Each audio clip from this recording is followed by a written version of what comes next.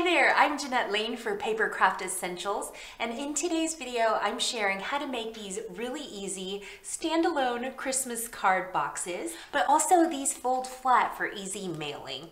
These cards come together so quickly and easily, so if you're struggling for ideas on any last-minute Christmas cards, then these are perfect. And I'm going to be using the Father Christmas gift included in Papercraft Essentials issue 167.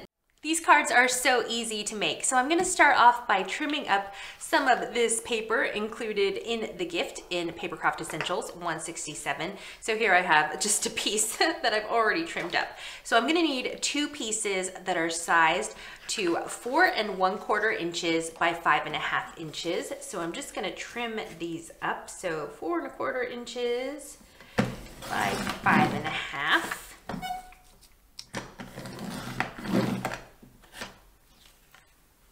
There is my first piece, and I'm going to cut another identical one out of this starry paper. It's so fun and festive. So again, 4 1/4. So 4 1/4 by 5 1/2. So here I have two identical pieces of card, and this is going to be the snowy background for my box card, and this is going to be out on the front. So next I'm going to do some scoring. The scoring measurements are really easy. So what you want to do is place your card on your scoreboard in landscape mode. So this is portrait and this is landscape. And then I'm going to score at 1/2 inch and 1 inch. And then I'm going to flip it around and score again at 1/2 inch and 1 inch. We're scoring at 1/2 inch again, and then at 1 inches. And then I'm just going to flip this around and do the same thing. So 1/2 inch and 1 inch. And then I'm going to set this aside and do my other piece identical again. So we score at 1/2 inch and at 1 inch, and then we flip our card around, and again 1/2 inch score line and 1 inch score line. And then I can set those aside and put my scoreboard away. Now before I burnish my score lines with a bone folder, I want to cut an aperture out of the front card, so that's going to be my starry pattern. So I'm going to grab a nesting circle die set that I have in my stash, and I'm just going to cut a circle, die cut a circle with my Cuttle Bug. Here's my platform and cutting pads for my Cuttle Bug.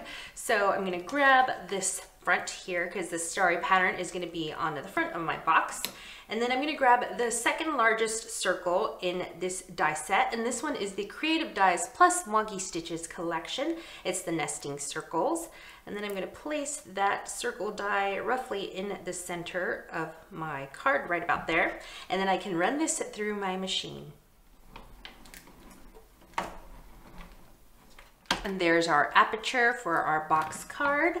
And now it's time to stamp and color our Santa. Okay, it's time to stamp our Santa. So I have my stamping platform here. This is the Tim Holtz travel size platform, so it's a little bit on the smaller side. And then for my paper, I have watercolor paper, and this is from Spectrum Noir. So I'm just mounting my magnets to hold my paper in place, and I can grab my Santa. And we're gonna fussy cut our Santa so I can really place them anywhere here. I'm just gonna place them right there on the corner. And then for my ink, I'm gonna use Ranger Archival ink in Jet Black. And this is waterproof, so when we go over with our watercolors, they're not gonna be smudged or anything like that. Okay, our Santa is done. So let me move this out of the way. So there is my stamped Santa, and now it's time to watercolor my image. So I'm going to be using Creative Expressions Essentials watercolor palette, and then I'm going to be using a water brush. Now if you're not familiar with water brushes, they're amazing because they hold the water in the barrel, so you don't have to have an extra little cup of water there, so it's really easy. So here's a better look at my Santa and my watercoloring. So I'm going to start off by just picking up a little bit of this red color here, and I'm going to start with his suit. And if I go outside of the line with my watercoloring, it's okay because I'm going to be fussy cutting this out. So as I'm watercoloring my Santa, I just realized that I don't have to watercolor his whole body, so I can skip out on the boots because he's just going to be showing through the aperture just a little bit. Of course, you can color your Santa with any medium. So if you like colored pencils, or maybe you're more of an alcohol marker colorist, then you can definitely do that. I really enjoy coloring with all mediums, but I find watercolor is easiest for me. I don't know why, it's just a personal preference. I really love the way that the color reacts to the water and how you can dilute the colors by just adding more water. To speed up the drying process, I'm going to be using my Ranger heated tool. I'm going to switch my color now. I've been coloring all the reds, so now I'm going to switch over to black because I'm going to dilute the black in the palette to make a gray for his beard and also the fur trim on his Santa suit. So all I do is just squeeze my brush until the water runs clear, and then I can switch colors. So I'm going to pick up a little bit of this black and dilute it. And like I mentioned, I'm going to be fussy cutting out my Santa in just a bit so I can kind of swatch my gray here on this side of him to kind of see if I need more water or if I'm happy with that gray tone. And it's looking good, so I'm going to go ahead and color his beard and also the trim on his suit. If you feel like you have too much water or too much color on your image, then you can just take a napkin and just blot that excess water off, and it kind of takes some of the color away. So there is a quick tip. Switch over to really dark black so that I can do his gloves and also his belt. And I mentioned earlier that I'm not doing his boots because I'm going to cut those off in a bit, so just thought I would skip those. It's time to switch colors on my water brush, so I'm just going to squeeze until it dries clear, and then I can switch over. I'm going to do the little kitty next, and I wanted him kind of like an orangey color. So I'm just going to color his little tail gently, being very careful to not get outside of the lines because then it'll mix with my red. So I don't want to put too much water on him. And then doing his body really carefully next to Santa's ear. Now it's time to do Santa's face. So again, I'm going to squeeze my water brush until it runs clear, and then I'm going to grab some of this pinkish beige color, which will be perfect for his little nose. Just a touch of peach and also pink, and then on his face. I kind of want my kitty to be a little bit more orange, so I'm going to switch the colors again and pick up some more of this orange. I don't know, he just feels a little bit not colorful enough. So I'm just gonna go back with some more orange, just add a little bit here and there. He kind of looks like he's a little fox too.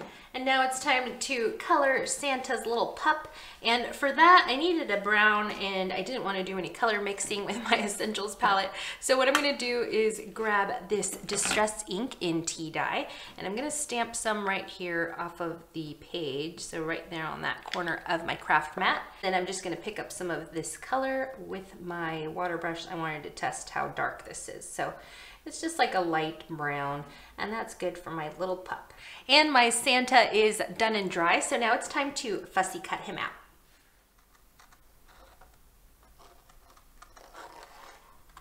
Here is our Santa, and now it is time to mount him to our card front. So I kind of want to eyeball, see where he's going to go. I don't want to put him so high up because I don't want to cover the snowy background. So I'm going to do, maybe glue him just about there so you can still see that beautiful background. So let me grab some adhesive and I can glue him down and then trim off this excess at the bottom. This is what my card looks like now, and it's time to add our adhesive. Now we're going to be adding our adhesive on the same place on both cards. So here you can see the score lines roughly. So what we want to do is add that adhesive on that first section of our scoring. So on this side, and the same thing for this card, but on the back side. So just that first section, I'm going to be using some double-sided tape because it's so easy. I'm just going to trim that there. So I've put the adhesive on my card, and I actually put it on both so you can see where the adhesive goes, but you only need it on one card. So what we want to do next is make sure that our score lines are nice and burnished. So this is how this one is going to go. So here is what the back side should look like. So there we go. So that can stand like that. And then this one is going to be the same thing, but just the opposite way.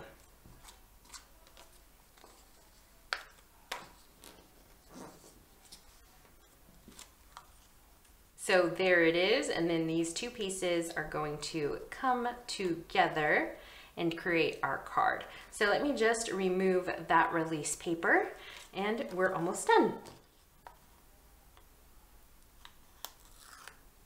And now I'm just gonna line up the front and the back to create our box card. All right, so here's what my card looks like. I just need a sentiment. So what I've done beforehand is stamp Happy Bloomin' Christmas to You Too on some white cardstock, and then I just fussy cut that out. So here is my little speech bubble, and I'm just gonna mount it right about there with some foam tape. And I'm done with my card. I hope that you enjoyed this tutorial, and don't forget to pick up your copy of Papercraft Essentials issue 167 so that you can get this amazing gift. And thank you so much for watching. I'll see you real soon.